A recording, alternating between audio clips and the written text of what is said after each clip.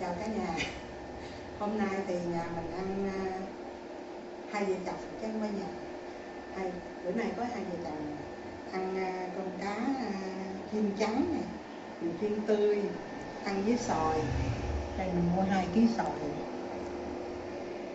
Thì chảo nóng này cho dầu vô.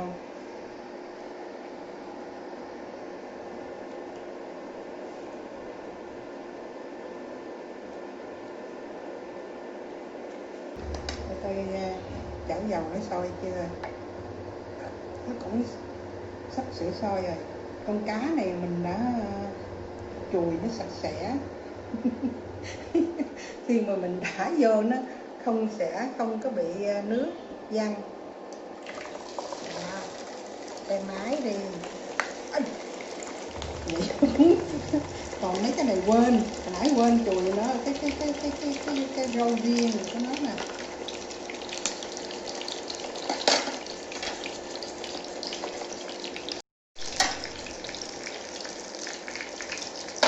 Cắn này cắt bên giờ mình chảy ra.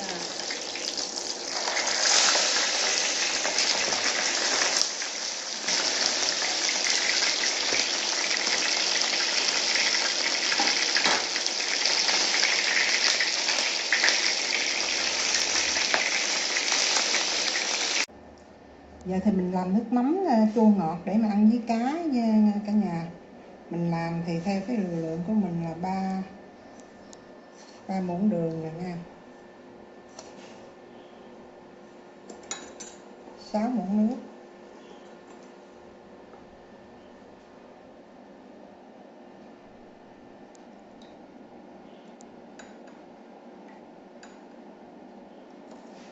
mình phải cho nó tan hết, với 1 muỗng chanh, nước cốt chanh này mình cắt ra sẵn rồi nè.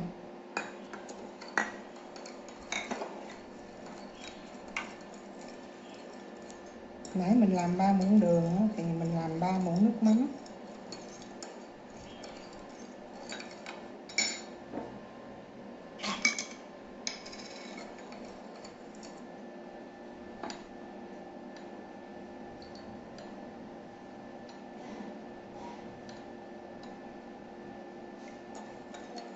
Nếu cả nhà mình mà khẩu vị của mỗi người ăn mặn thì để nước mắm thêm.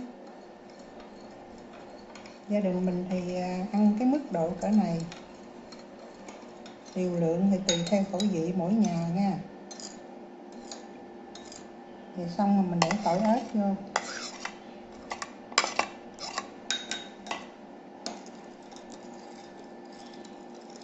Ăn cá chiên chấm mắm chua ngọt với xoài.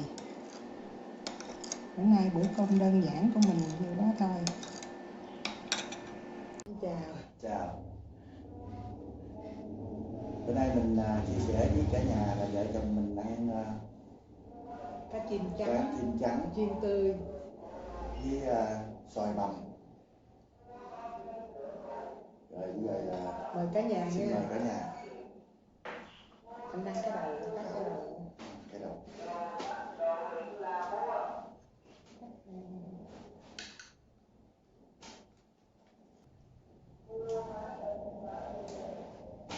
Để ở đây chan nước mắm tươi, nước mắm chua ngọt.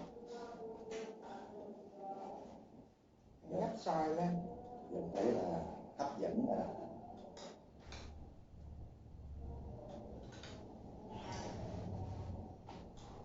Dĩa nhỏ luôn.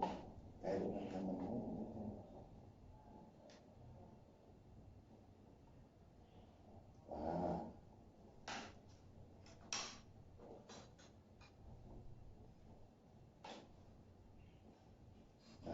Nghe mùi xoài nó chảy. Rồi xin mời cả nhà.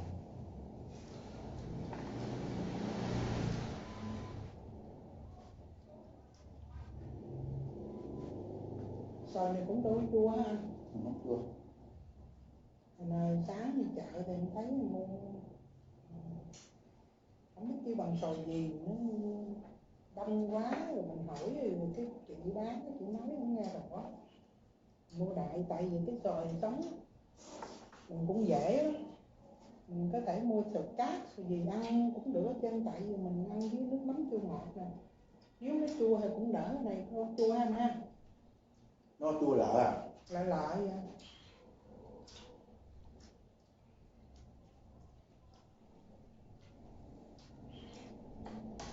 Cá được không? Cá là nó cương nó mềm, nó cứng.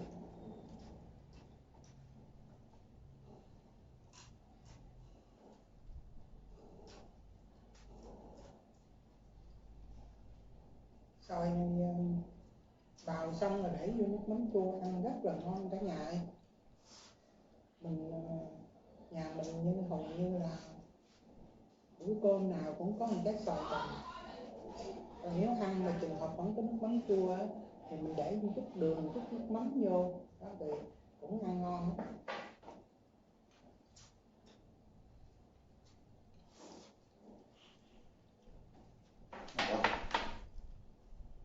Ăn vậy mà ngon lắm.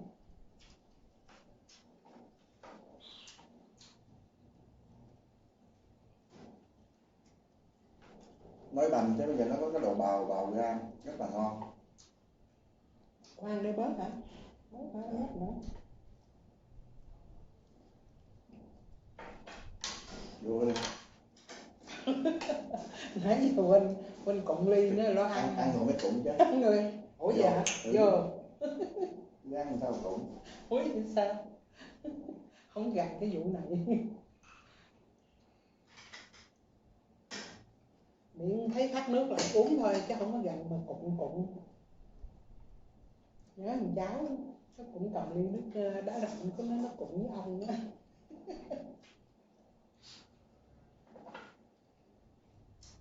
Dạ, giòn ngon. Ngon ha.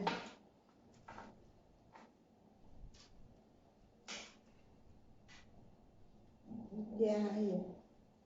Không biết.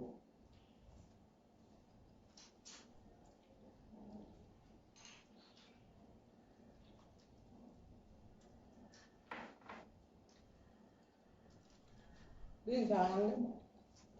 Ăn cái món này không có nhà bắt chước đó. Bữa đi họp rồi ăn tiệc, con cá chim trắng nè, con bự lắm, bự để gần bằng cái dĩa này luôn á. Rồi cũng một dĩa sợi, một con cá mình photocopy lại chứ. Photo mình làm nhưng mà trang trí không có giống.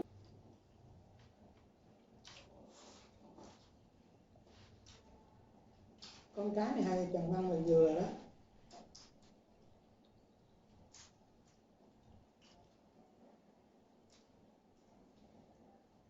Cú bò mới được.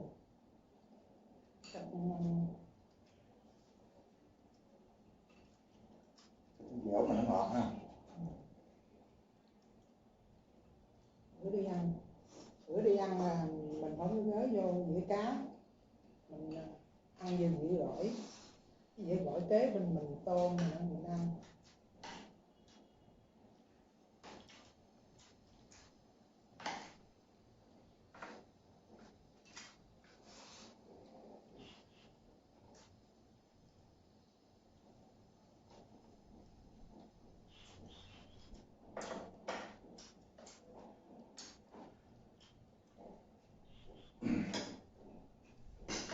Ăn miếng hỏi không?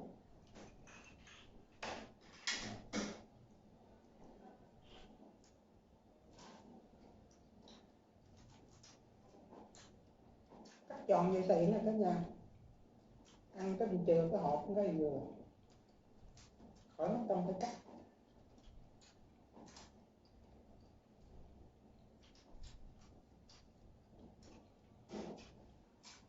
Cắt thịt gọn ha. Có cái mẹo nha cả nhà. Cái mẹo này là cũng do bản thân nữa nha. Có anh bạn cũng chỉ mà mình không áp dụng tại mình chưa bị. Cái bữa đó bị chột bụng. Không có nhà mà thầm ai trong cái bốt của mình, trong cái vỏ của mình có cái ổi. Mình lấy gì mình ăn chút xíu thôi là em re bụng luôn cả nhà ơi. Cái này là áp dụng bản thân luôn đó nha. Cái vỏ của nó. cái vỏ Cái vỏ nó là hay nhất. Rồi cắn thành như sao?